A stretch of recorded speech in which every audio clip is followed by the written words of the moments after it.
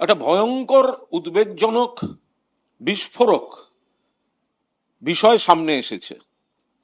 মাননীয় মুখ্যমন্ত্রী মমতা বন্দ্যোপাধ্যায়ের নেতৃত্বে তৃণমূল কংগ্রেস আসন্ন বিধানসভা নির্বাচনে বিপুল ভোটে এবং আসনে জিতছে, এ বিষয়ে আমরা নিশ্চিত, মানুষ নিশ্চিত, বাংলা নিশ্চিত এবং বিজেপিও নিশ্চিত। সেই কারণে কত রকম ভাবে ভোটে কারচুপি করা, ব্যাকডোর পলিটিক্স করা বিজেপি চালিয়ে যাচ্ছে। একটা 1000 কোটি টাকার স্ক্যাম ইলেকশনের জন্য ভারতীয় জনতা পার্টি করছে। একটা বিস্ফোরক ভিডিও সামনে এসেছে, একাধিক সূত্র দিয়ে আমাদের কাছে এসেছে, যে এক বিজেপি যে ধর্মীয় মেরুকরণের পলিটিক্স করছে, মানুষকে ভুল বোঝাচ্ছে। এরা হিন্দুরও বন্ধু নয়, মুসলমানের বন্ধু নয়, খ্রিস্টানের বন্ধু নয়, বাংলার বন্ধু নয়, ভারতবর্ষের বন্ধু নয়। দেখা যাচ্ছে যে বিজেপি কিছু বি টিম সি টিমকে তৈরি করেছে, তাদেরকে কিভাবে মদত দিচ্ছে ভোট ভাগ করার জন্য। একদিকে উগ্র হিন্দু হিন্দু হিন্দু হিন্দু করে কিছু মানুষকে ভুল বোঝানো, ওদিকে মতুয়ারা বহু হিন্দু, লক্ষ লক্ষ হিন্দু পরিবার তাদের লাইনে দাঁড় করিয়ে দিয়েছে, নাম বাদ গেছে। আর অন্যদিকে মুসলিমদের ভোট ভাগ করার জন্য হুমায়ুন কবির এবং ইত্যাদি তাদেরকে কিভাবে ব্যবহার করছে টাকা দিয়ে। এই ভিডিওতে হুমায়ুন যাদের নাম করেছে, হুমায়ুন কবির বলছেন 1000 কোটি টাকার তাকে দেয়া হচ্ছে, 200 কোটি টাকা অ্যাডভান্স পেয়েছেন, পিএমওর নাম করেছেন, পিএমও এবং আরো কিছু নেতার নাম করেছেন। আমরা স্ট্রংলি ইনভেস্টিগেশন এনকোয়ারি ডিমান্ড করছি। পিএমওর কোন অফিসার এই কোটি কোটি টাকার খেলায়, পশ্চিমবঙ্গে ভোট ভাগ করার খেলায়, মানুষকে ভুল বোঝাবার খেলায় পেছন থেকে মদত দিচ্ছেন, তাদের আইডেন্টিফাই করতে হবে। হুমায়ুন কবিরকে অফিসিয়ালি জেরা করতে হবে। সোশ্যাল মিডিয়ায় যেটা দেখানো হয়েছে, এটা আমাদের সমাজের অত্যন্ত লজ্জার। এটা অত্যন্ত লজ্জার। তার কারণ ভিডিওতে যেটা দেখানো হয়েছে যে ধর্মীয় আবেগ নিয়ে ভোট কেনা বেচা যায়, পেছন দিক দিয়ে দাঁড়িয়ে ধর্মীয় আবেগকে সুড়সুড়ি দিয়ে একটা নেতা যে পাল্টিবাজ, বারবার করে পাল্টি হয়েছে, একবার বিজেপিতে গেছে, একবার কংগ্রেসে গেছে, একবার তৃণমূলে গেছে, তাকে ধরে এবং হায়দ্রাবাদী একটা নেতাকে ধরে তারা যে নোংরা খেলা খেলছে এবং মুসলিম মানুষের ধর্মাবেগ নিয়ে যে খেলা যে চলছে, সেটা তীব্র নিন্দা করি। पूरा लक्ष्य होगा 1000 मिलेगा तो बहुत, मतलब 1000 करोड़।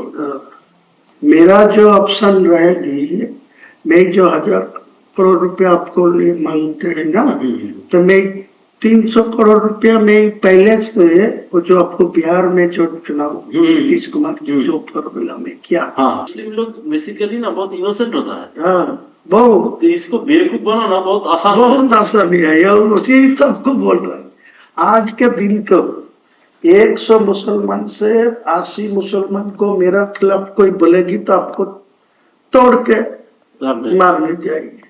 देख लीजिए आप परीक्षा करके, ऐसा ही हालत। आप उनके इमोशन को पकड़ लिया, ये जो बाबरी मस्जिद वाला इमोशन है इसको पकड़ लिया। इसीलिए तो मैं जानबूझ के ये, वो तो आपको कुछ आदमी मेरे को धमकी दे रहा है, बोला वो बाबरी मस्जिद को छोड़ दीजिए, तुम हुमायूं को नाम पर करे, तुम दूसरा को नाम पर ले हुए, लेकिन वो दूसरा नाम पर छोड़ेगी तो इमोशनल टूट जाएगी।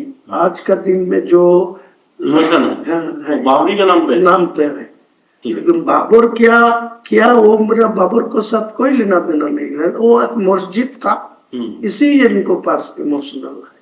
जो मस्जिद तो था अल्लाह का घर, बाबर से आपको लेना देना नहीं। यादव जी मुझे बताया जो पीएमओ के साथ वो डायरेक्ट रिलेशन में है, और वो हिमंत विश्व शर्मा जी असम का चीफ मिनिस्टर भी उनको साथ है।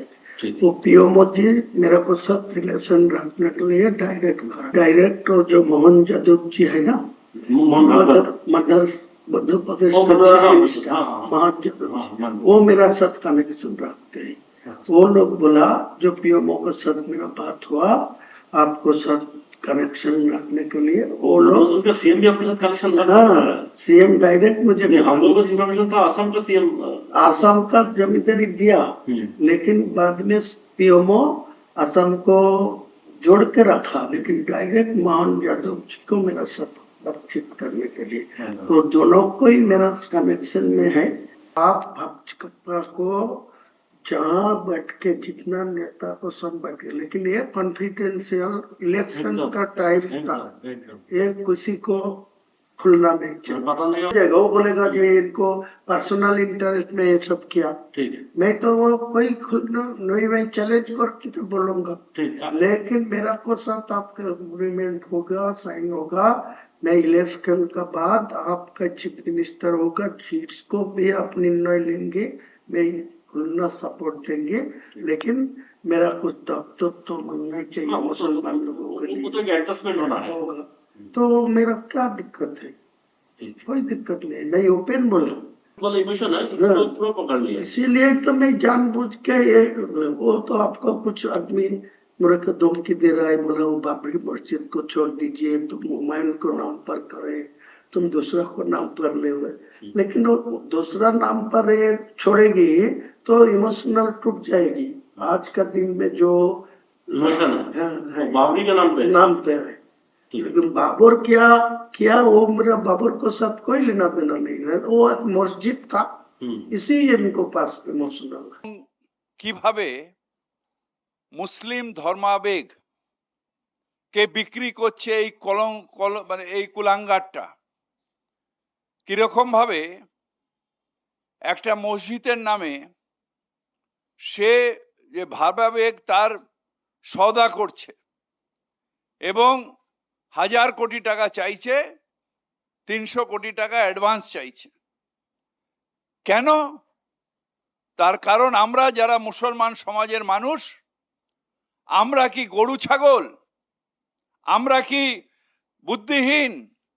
আমরা কি এতই ধারাবাহিক যে এই রকম মানুষ আমাদের ধর্মীয় আবেগকে বিক্রি করে দেবে আর আমরা সেটাকে হজম করব দেখার পরে, না এই মানুষটাকে ধিক্কার করব, এই মানুষটাকে সমাজচ্যুত করে দেব? এই প্রশ্নটা প্রত্যেকটা মুসলমান সমাজের মানুষের কাছে আমার থাকবে। কেন কেন এই সাহস তারা পায় যে একটা মসজিদের নামে, তাও আবার বাবরের নামে হলো না হলো কিছু যায় আসে না, আমি বাবরের নামটা দিয়েছি এই কারণে যে এটাতে ভাবাবেগ হবে, এই এই এই সেন্টিমেন্টটাকে আমি বিক্রি করতে পারবো।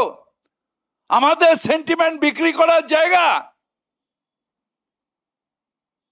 আমাদের মুসলমান সমাজকে এইসব কুলাঙ্গাররা তারা কি ভাবে যে আমরা আমাদের নিজস্বতা কিছু নেই, বুদ্ধি নেই?